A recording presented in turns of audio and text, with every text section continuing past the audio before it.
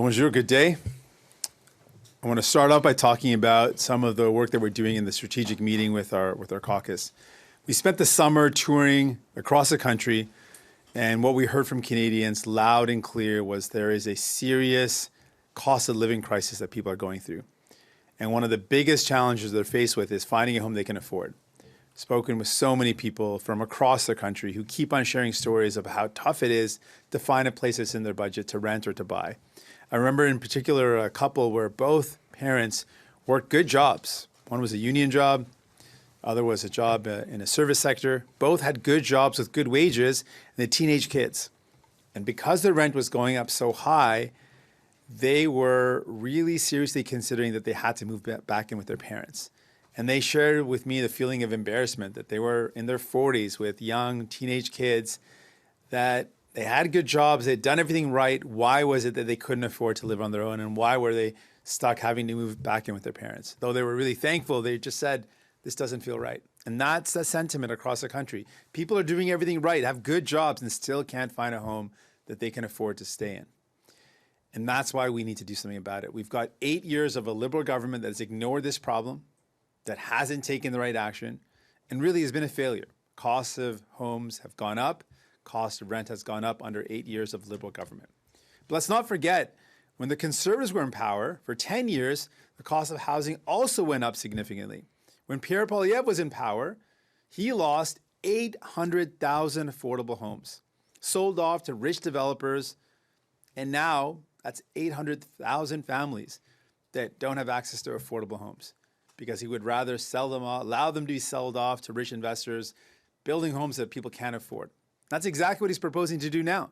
The same thing, selling off land to rich investors so that they can build homes that people can't afford. That is no plan to deal with housing. That's what you get with Conservatives. So that's why people need New Democrats. We're committed to building homes that people can actually afford, using the federal land, the power, and the money that we have to invest in building homes that people can actually afford. We can do that. We can do that because we've shown that when we work with the power that we have in this parliament, we deliver results. We've delivered dental care for kids under 12. Hundreds and thousands of kids have got that. I think about Brianna I met in Edmonton, who's got 5 kids under 12. And because of the cost of living being so high, it's all that she can do to keep a roof over her head and food on the table. And she had to make sacrifices. And one of those sacrifices was her kids weren't able to go to the dentist. Because we forced a dental care plan in place, each one of her 5 kids has been able to go to the dentist. Her youngest are getting the preventative care they need. And the eldest now is someone who's got a rare disease that would never have been caught but for that visit to the dentist. Now he's getting the treatment he needs and he's going to have a good outcome. That's what New Democrats do. We force this government to deliver and deliver for people. That's what we did with the public inquiry. You'll recall when this first broke in February, we were the first to call for a public inquiry. We said that was the right way to go. We forced 2 votes in Parliament. We forced votes in committee. We used our power, and now that public inquiry has been called. We're going to continue to use our power because we believe in defending our democracy. We want to make sure that people have trust in our democratic institutions, and that's why we've always believed a public inquiry was the right way to go. So I want folks to know that we'll continue to work as hard as we can to deliver for Canadians, while the Liberals continue to deny there's a problem and disappoint you, while the Conservatives continue to blame and complain. New Democrats are working hard to deliver for you. Donc, c'est clair que pendant cet été, quand j'ai parlé avec les gens, on fait face à une grande crise d'abordabilité et particulièrement une crise du logement. Donc, on va continuer de mettre la pression sur ce gouvernement, de livrer l'aide aux gens pour construire plus de logements abordables. Après 8 ans des libéraux, c'est clair que leur bilan, c'est une faillite, c'est un échec. Et c'est clair que les conservateurs, quand ils étaient au pouvoir, ils ont perdu 800 000 logements abordables. Donc, on ne peut pas croire les deux. On a besoin des néo-démocrates parce qu'on livre les marchandises, comme on a fait avec les soins dentaires pour les enfants, comme on a fait avec l'enquête publique. On a forcé ce gouvernement de déclencher une enquête publique et maintenant, on va avoir une enquête pour renforcer notre démocratie. So I want to ask my House Leader, who I appointed with the task of managing this file, of getting it to this point of the public inquiry, to share some thoughts on that and the work that he's done. Je veux maintenant présenter mon chef, mon leader en chambre et quelqu'un que j'ai donné le rôle de gérer ce dossier d'enquête publique. Donc, Peter Julian, House Leader, please. OK. Merci beaucoup, Jagmeet. C'est une bonne journée pour les Canadiennes et Canadiens, avec enfin une enquête publique sur l'ingérence étrangère. Et là, on a vu des allégations depuis des mois qui ont été soulevées. On a vu aussi l'impact que ça a eu sur certains députés, dont Jenny Kwan ou Michael Chong. Puis là, il faut dire que c'est l'NPD qui a soulevé ça, c'est Jagmeet Singh qui a soulevé ça en premier en Chambre. Le 27 février, on a demandé que l'enquête publique a tenu. Par la suite, au Comité des procédures et affaires de la Chambre, on a soulevé une motion qui a été adoptée par la majorité du comité. Ça, c'était le 8 mars. Ensuite, on a soulevé une motion d'approbation à la Chambre des communes. Ça a été soulevé le 22 mars. Le vote a passé le 23 mars. Il faut dire que, bien sûr, tous les députés, sauf les députés libéraux, y compris tous les partis reconnus, y compris les indépendants et les députés du Parti vert, ont voté pour notre motion d'approbation. Ensuite, à la fin de mai, on a soulevé une motion en Chambre, une motion d'opposition.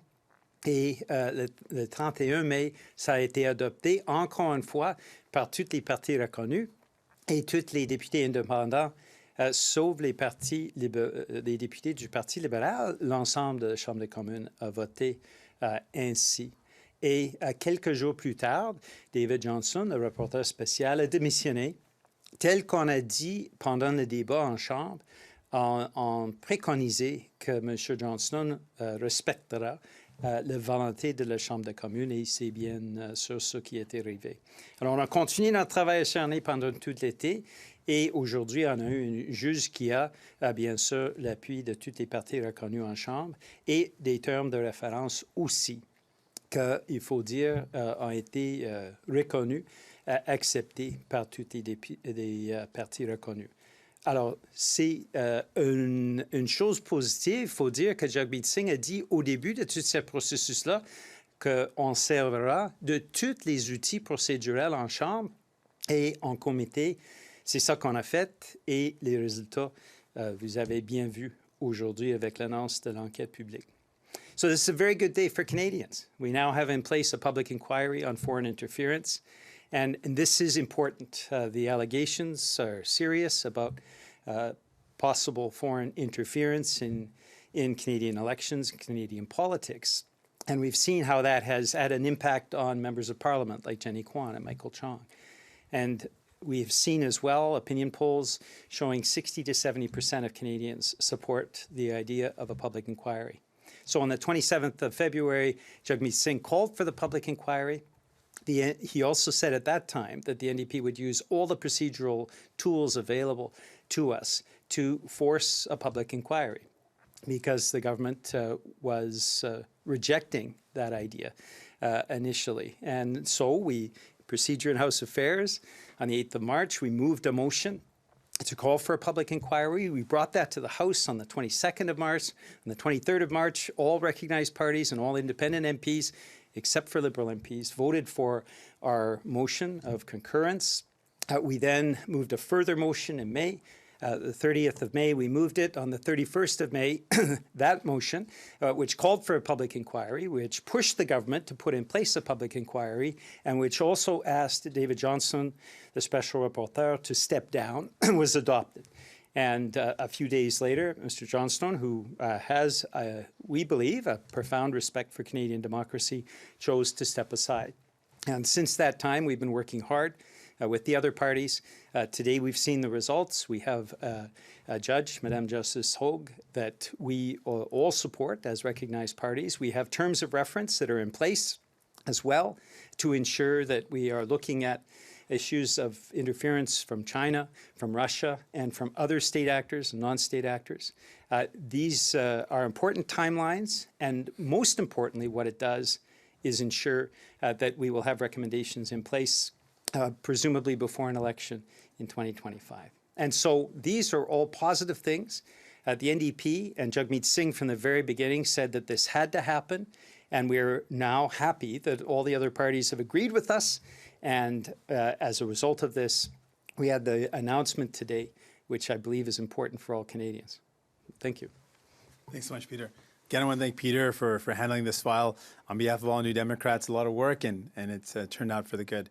With that, we're ready for any questions you might have.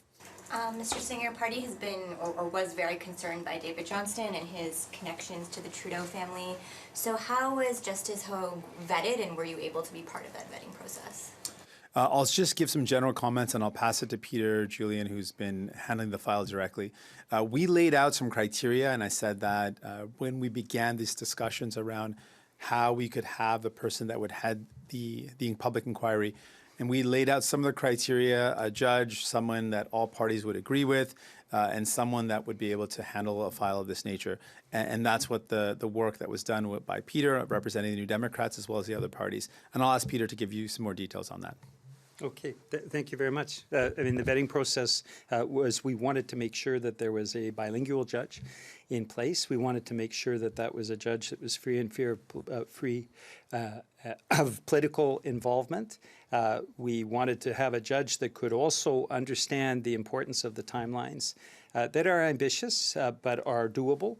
And we have now a judge in place that has the confidence of all recognized parties and who is willing now, with the timelines that are in place, to work for that interim report that would be filed by February 29th, 2024, and the final report that would be tabled by the end of the year, December 31st, 2024. About those timelines, do you feel comfortable that, obviously we can't predict the future, but if this Parliament runs the length of the supply and confidence agreement, that the timelines in the terms of the inquiry give Justice Hogue enough time to, submit that report and the government to implement any recommendations before the next election, which I guess would be in 2025? I'll start off again. Just for us, just to take a step back, the reason why this is so important is we know that over years, there's been a growing cynicism around elections. And there's been a voter turnout that, in a lot of cases, has been coming down. In federal politics, definitely coming down, but in other levels, significantly dropping in terms of participation. That's a big problem for us. We want people to believe that their vote matters, that their vote counts, and we want people to feel confident they can vote. And the allegations of very serious interference and foreign interference in our elections gave us real worry that that might further increase cynicism, make people even less likely to vote. So that's why we took this very seriously. We felt from the beginning it shouldn't be a partisan matter. And that's why we also really wanted aggressive timelines so that we could actually get information and then act on that information. The whole goal of this public inquiry is to have clear recommendations made by the justice, and then we implement those to give Canadians confidence we're taking this seriously, their democratic institutions are being protected, and that we are free from foreign interference. And if there's any, we're going to make sure we address it so that whenever the next election comes, people are confident that they can vote in a meaningful way. And maybe any additionals? Just to say, December 31st, 2024 allows time for implementation for any of the recommendations that would be put forward. Obviously, it is a important work that needs to move forward promptly. We are happy that the Judge Hogue is willing to step forward for September 18th. And there'll be a ton of work to do. But we also wanted to make sure at the back end that there was time to put in place all of the recommendations, and that there will be sufficient time for that. Est-ce que vous sentez que ça vous met encore plus de pression au NPD pour pas qu'il y ait d'élections fédérales avant 2025, étant donné qu'on va attendre ces recommandations-là? Donc, dans mon avis, on a des élections chaque 4 ans, donc ça c'est l'horaire normal. On veut que ce travail, on veut que le travail que la justice va faire peut nous aider à renforcer notre démocratie. Donc ça, c'est tellement important pour nous. Et j'ai dit dans le passé que je veux qu'on fasse ce travail avant une élection. Mais ça, je maintiens cette position. On va continuer d'utiliser notre pouvoir dans ce Parlement pour forcer ce gouvernement d'agir pour répondre aux crises comme la crise du logement, pour aider les gens, pour réduire la pression sur leurs épaules. Ça, c'est notre but et on va continuer de faire ce travail. Est-ce qu'elle a les fonctions, c'est-à-dire est-ce qu'elle a les compétences pour occuper ces fonctions-là, vous croyez? Parce que quand on regarde sa feuille de route, elle n'a pas nécessairement une grande expérience en enjeux de sécurité nationale, par exemple. On comprend que les partis, vous êtes tous d'accord avec cette nomination-là, mais qu'est-ce qui a fait qu'on s'est rendu à elle pour occuper ces fonctions? Donc, premièrement, c'est important de dire qu'elle a la confiance de tous les partis reconnus dans le Parlement. Ça, c'est important. Parce que pour donner la confiance au public, on a dit depuis le début, on doit avoir un processus où tous les partis sont d'accord. Ça donne la confiance. Il n'y a pas une question de... une question de... la capacité de ce juge de faire ce qu'il faut dans une manière partisane. Donc, ces doutes on a réglé ces doutes. Donc, par rapport à la question d'expérience, on croit que Madame la Justice peut faire le travail. Elle a notre confiance et on a toute confiance qu'elle peut faire tout ce qu'il faut. Et pourquoi c'était elle en particulier là, qui doit être la personne qui préside la commission d'enquête? Donc, je vais laisser Peter Julian donner plus de détails, mais le processus qu'on a utilisé, on a reçu les recommandations des chefs,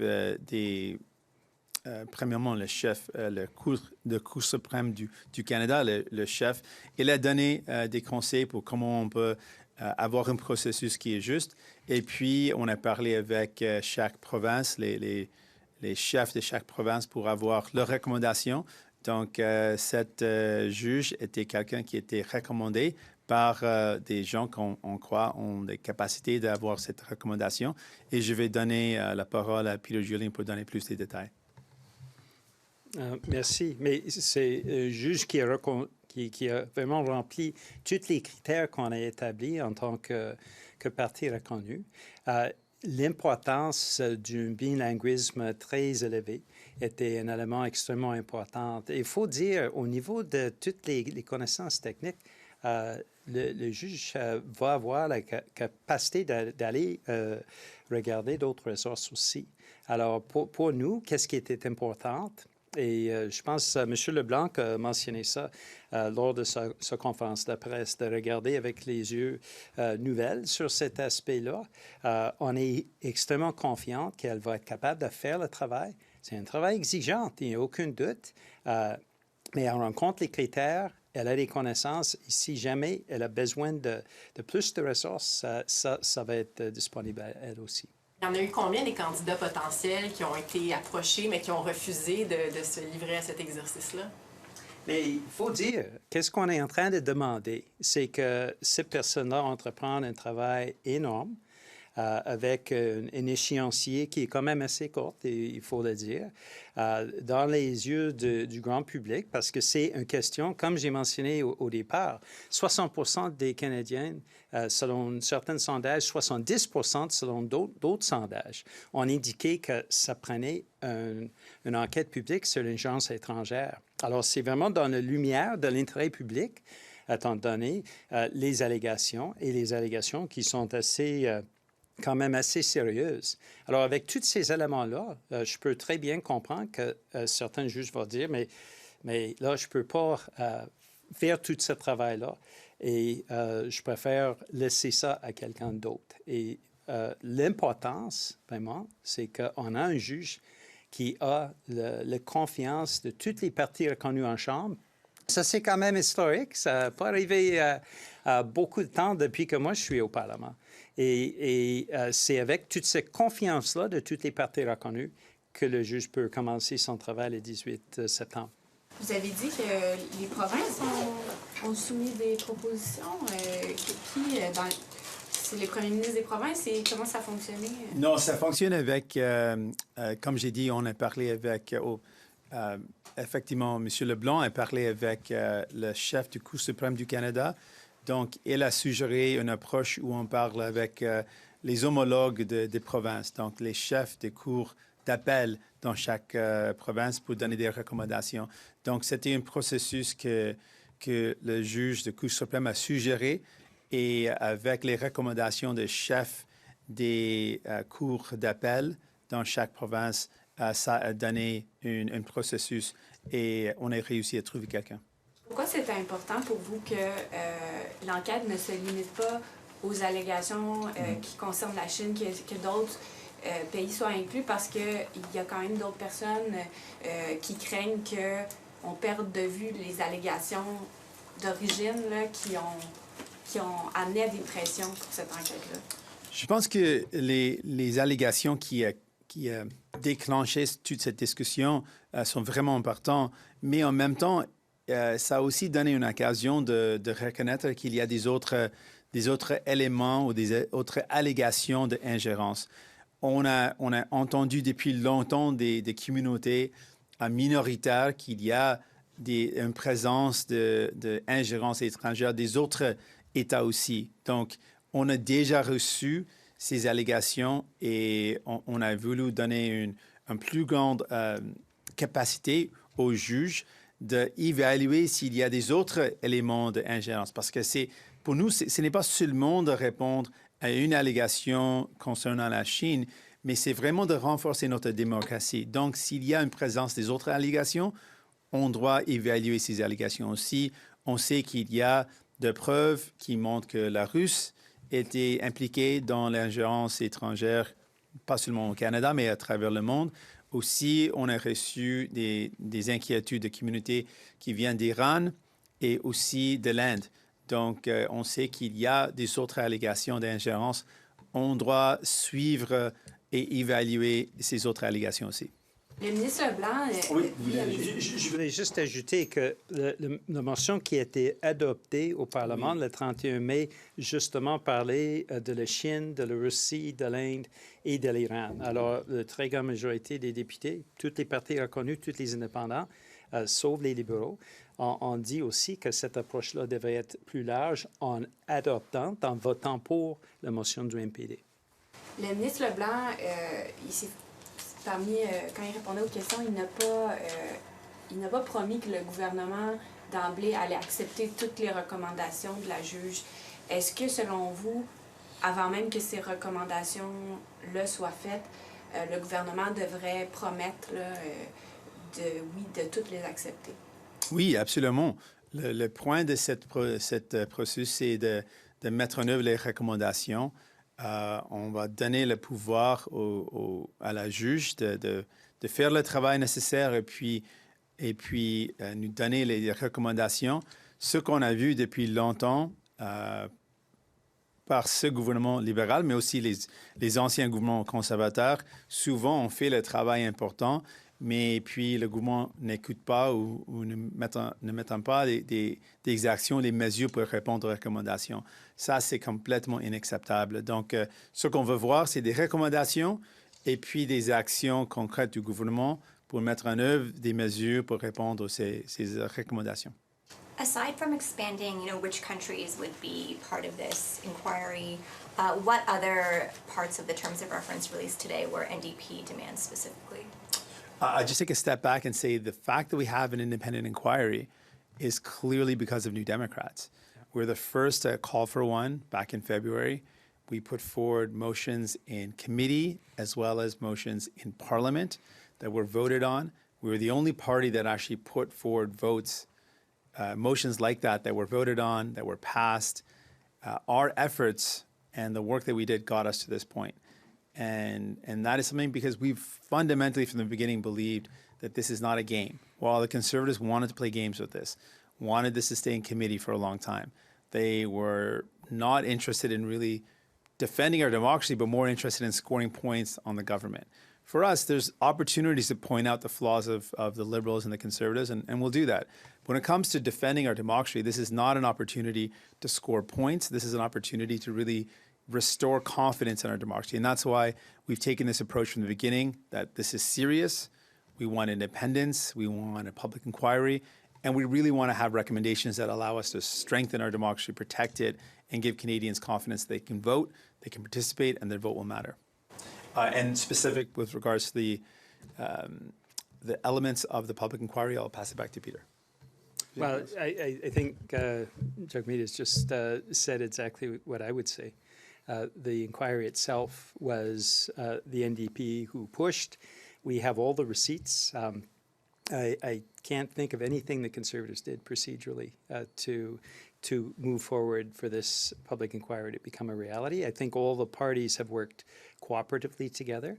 And certainly when you look at the fact that it is the scope of the inquiry and you compare it to the NDP motion at the end of May, you can see how keenly it was influenced, the public inquiry announcement today, how keenly it was influenced by the NDP motion at the end of May that passed with an overwhelming majority of members of Parliament in a minority Parliament. Do we have time for an online question? Sure. We have a question online. David Thurton, go ahead. Mr. Singh, can you hear me? Yes. Okay, yeah. So just, you've been meeting with your caucus for about 24 hours. You're going to continue to meet over the next couple, well, today and tomorrow. Just, is it clear to you or is it clear to your caucus what are your demands going into the next parliamentary sitting and maybe what you'd like to see specifically in the fall economic statement? We want to see the federal government use the federal lands, federal resources, federal power to build more homes that people can actually afford.